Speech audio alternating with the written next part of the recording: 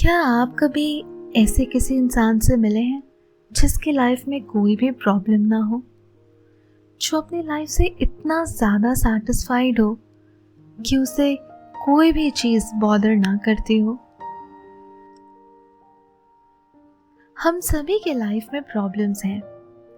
कोई अपनी हेल्थ से परेशान है तो कोई अपनी लैक ऑफ वेल्थ से, कोई अपनी फैमिली प्रॉब्लम से परेशान है तो कोई अपने आप से, कोई है जो अपनी करंट सिचुएशंस के लिए कोई सल्यूशन नहीं ढूंढ पा रहा, और कोई है जो सारे सल्यूशन सामने होने के बाद भी उसे इम्प्लीमेंट नहीं कर पाता।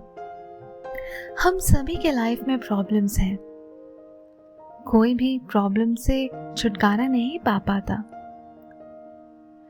हमें इस बात को एक्सेप्ट करना चाहिए कि लाइफ है तो छोटी बड़ी प्रॉब्लम्स आती ही रहेंगी।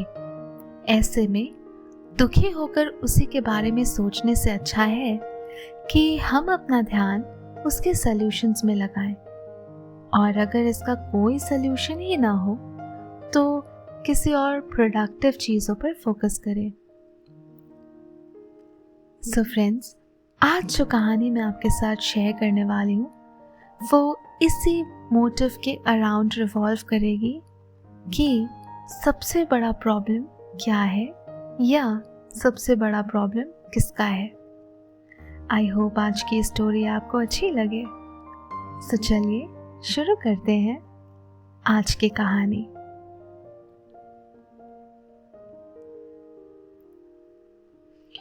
बहुत समय पहले की बात है। एक महाज्ञानी पंडित हिमालय की पहाड़ियों में कहीं रहते थे। लोगों के बीच रहकर वो थक चुके थे और अब ईश्वर भक्ति करते हुए एक सादा जीवन व्यतीत करना चाहते थे।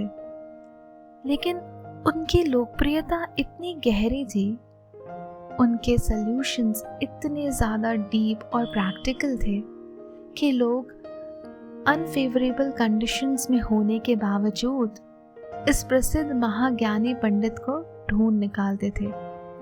वो पंडित हर बार अपने आप को इन लोगों से दूर करके एक एकांत जगह में सादा जीवन स्पेंड करना तो चाहते थे, लेकिन उनकी प्रसिद्धि इतनी थी कि लोग दुर्गम पहाड़ियों, सकरे रास्तों, नदी, झरनों, इन सारे प्रॉब्लमैटिक सिनेरियोस को पार करके भी उनसे मिलना चाहते थे।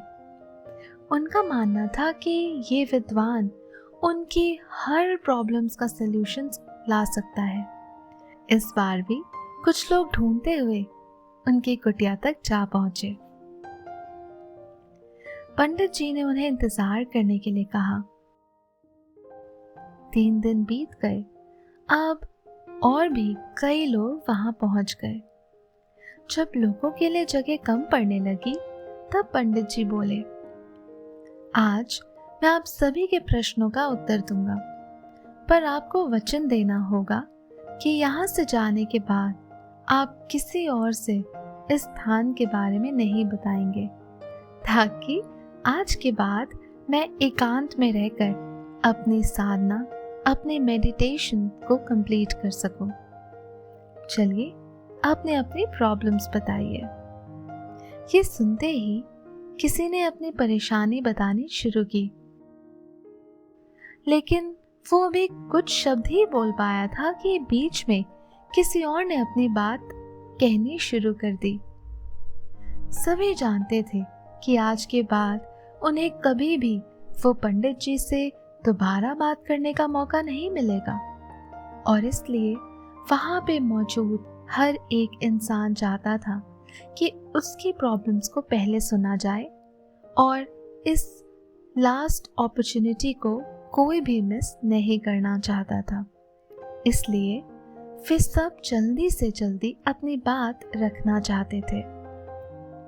कुछ ही देर में वहां का दृश्य कुछ ऐसा हो गया जैसे वो कोई नॉर्मल सभा नहीं, कोई बाजार हो, एक मछली बाजार जैसा, जहां हर कोई चीखता चिल्लाता हो, जहां किसी भी तरीके की शांति ना हो, जहां कोई किसी की बात ठीक तरीके से सुन ना सके।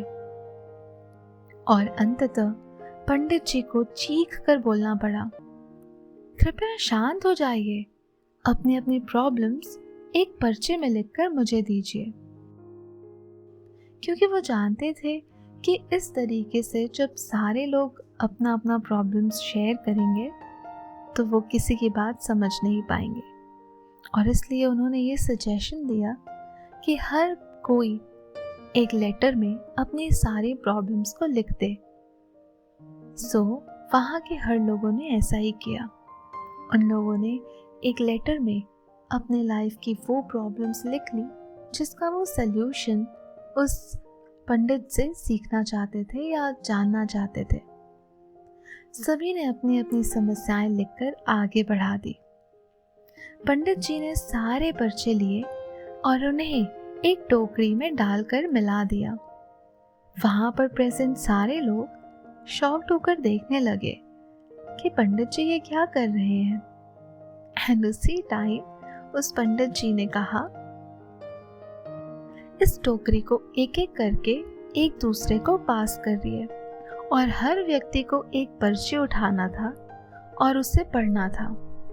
उसके बाद उसे ये निर्णय लेना होगा कि क्या वो अपनी प्रॉब्लम को उस लेटर में लिखे हुए प्रॉब्लम से बदलना चाहता है। और इस तरीके से ये सिलसिला शुरू हुआ। वो टोकरी सबसे पहले एक आदमी के पास गई। उस आदमी ने एक पर्चा उठाया, उसे पढ़ा और सहम सा गया। उसने उस लेटर को बंद करके वापस उस टोकरी में डाल दिया और उसने वो टोकरी दूसरे पर्सन को पास कर दी। इसी तरह एक एक करके हर व्यक्ति एक पर्चा उठाता, उसे पढ़ता और सहम सा जाता। एक एक करके सभी ने पर्चियां देख ली, पर कोई भी अपनी प्रॉब्लम्स के बदले किसी और की प्रॉब्लम्स लेने को तैयार नहीं हुआ। सबका यही सोचना था कि उनकी अपनी प्रॉब्लम चाहे कितनी ही बड़ी क्यों ना हो, बाकी लोगों की समस्या जितनी गंभीर नहीं है। ये रियलाइजेशन वहां पर मौजूद हर एक पर्सन को हुई, क्योंकि एक भी इंसान उस भीड़ में ऐसा नहीं था जो अपनी प्रॉब्लम्स के बदले कोई दूसरी प्रॉब्लम्स को एक्सेप्ट करने के लिए रेडी हो। 2 घंटे बाद सभी अपनी अपनी पर्चियों को हाथ में लिए लौटने लगे और इस बार वे खुश थे कि उनकी समस्या उतनी बड़ी भी नहीं है जितना कि वो सोचते थे, क्योंकि उनके पर्चे में जो दूसरी प्रॉब्लम्स आई थी उसके सल्यूशन के लिए वो प्रिपेयर नहीं थे।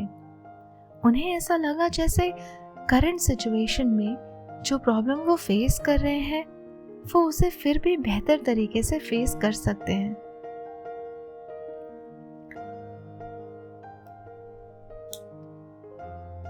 सो फ्रेंड्स, प्रॉब्लम ये है कि हमें लगता है कि सबसे बड़ी प्रॉब्लम हमारी ही है, पर यकीन मानिए इस दुनिया में लोगों के पास इतनी बड़ी बड़ी प्रॉब्लम्स हैं कि हमारी तो उनके सामने कुछ भी नहीं।